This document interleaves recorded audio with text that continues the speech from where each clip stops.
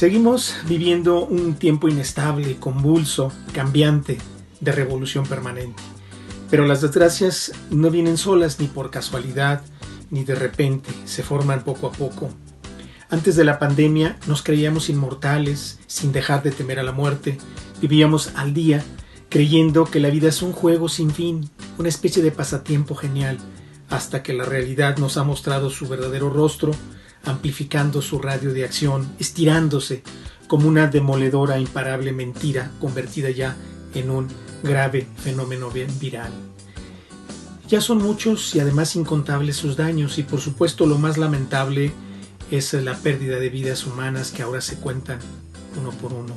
Y todos ahora vivimos las consecuencias de esta cuarentena universal, inflexible, sin fecha de caducidad, que tiene el peligro de producir ilimitados daños colaterales en personas, en bienes, en términos de salud, de prosperidad, incluso de violencia, inseguridad y lo más lamentable, en términos de libertad.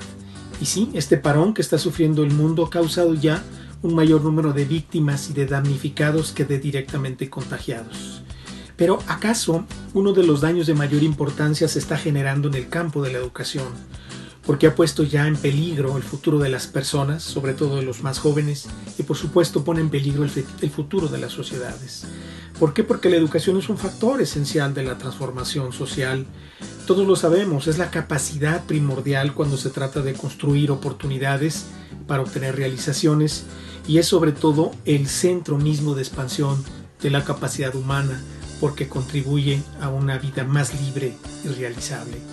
Por ello, la educación juega un papel preponderante en esta crisis, como lo tiene también en otras emergencias.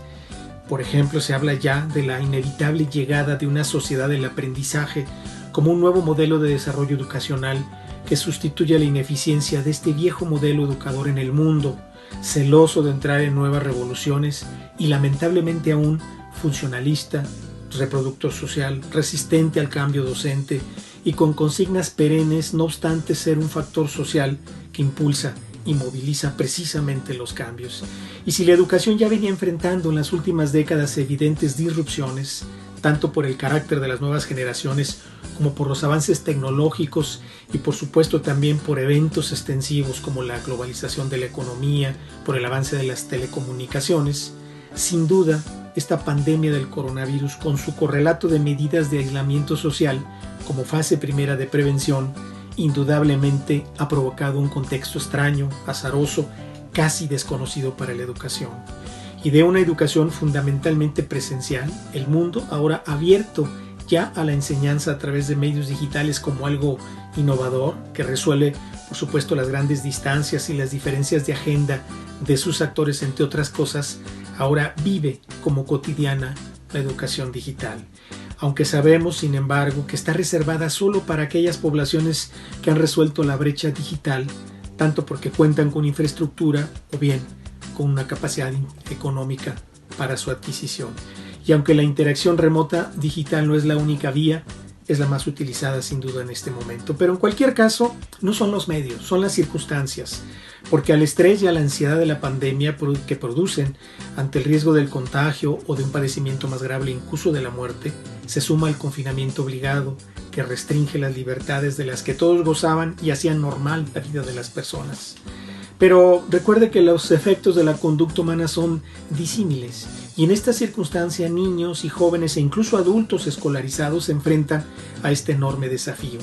Y en este escenario es momento de validarse, de cuestionarse acerca de qué hacer y cómo afrontarlo, con el atenuante de que no se trata de un evento de corto plazo, sino más bien de mediano, incluso más allá, dado que se hipotetizan rebotes del contagio en otoño o en invierno. Igual importancia deben cobrar ahora los fines y los propósitos de la educación, qué educamos, para qué y cómo lo podemos lograr. ¿Qué importa el aprendizaje? Sí, aunque no se trata de una discusión de si en el centro debe de estar quien antes se posicionaba como el eje del proceso, es decir, el docente, o si la enseñanza, o si el alumno, o más bien el resultado del aprendizaje. No importa, porque esta discusión carece de sentido cuando puede concebirse al sistema educativo como un todo y una parte a la vez compuesto por otros todos y muchas partes, y se asuma como en efecto es un fenómeno holístico determinado por un conjunto de factores todos interdependientes, de cuya calidad depende su eficacia, de tal modo que brinde oportunidades de desarrollo de capacidades y se den garantías a algo fundamental, que es el derecho a la educación.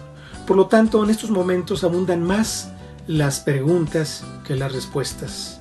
Hay más preocupaciones que soluciones, y las decisiones y las actuaciones que estén por darse deben corresponder a todas estas realidades, de tal manera que no se vulnere ese derecho fundamental. Y bueno, tal vez siga entonces vigente aquel viejo pero sabio poema de Antonio Machado: en cuestiones de cultura y de saber, solo se pierde lo que se guarda y solo se gana lo que se da.